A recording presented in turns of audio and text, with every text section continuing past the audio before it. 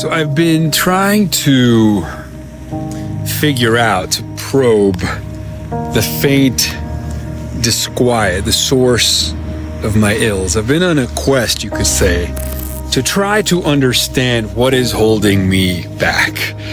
What continues to get in my way? What keeps me kicking and screaming, so to speak? What is this fear of being fully alive?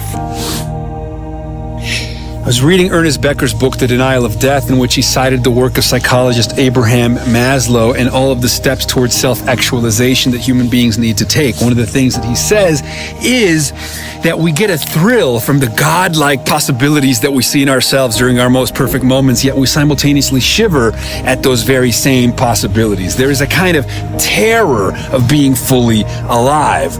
There is this fear of a kind of quaking, annihilating glory. That during our most perfect moments, when we feel the most connected, the most powerful, when we're actually in a state of surrender, when we let it all go, we take our hands off the wheel, the ecstasy is so great, we fear it will undo us. We fear we will not survive past the ecstasy. And so we shrink back from being fully alive. We shrink away from life, right?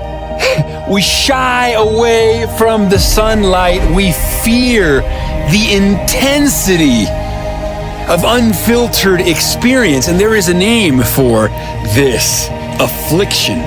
It's called Jonah syndrome, right? The fear of being fully alive, right? A shrinking away from the full intensity of life. It is the feeling that it is just too much and I just can't take it.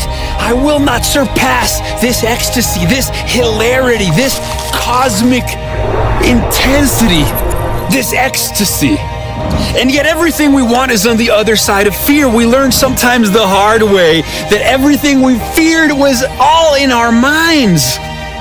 I know for me, man, this is what often kept me from dancing at parties, or what keeps me from rock climbing up cliffs, or downhill mountain biking. I fear the intensity of life lived this close. And yet the greatest moments of my life, ironically, have been the ones in which, through maybe no fault of my own, I slipstreamed into those kinds of moments. When I hurled myself into the abyss, only then did I realize it was a featherbed, and I was like, oh my God, I feel held. All is good. All is great. All is bliss and grace. So what have I learned from this?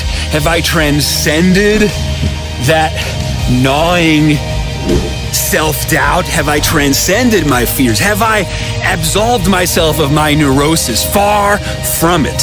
Far from it. I've taken steps. I've come a long way. I've seen how far I've come, and yet,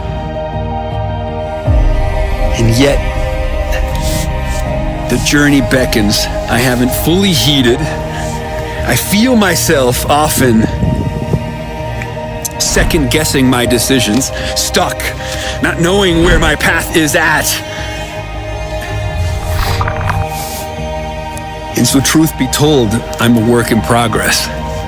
These fleeting insights of visionary understanding, these moments of clarity, they nudge me forward, right? They become the reference points, the anchor points, the tetherings of where I'm going, right? They become a kind of map. Follow your bliss, said Joseph Campbell. And he was right. He was right. We'll get there together.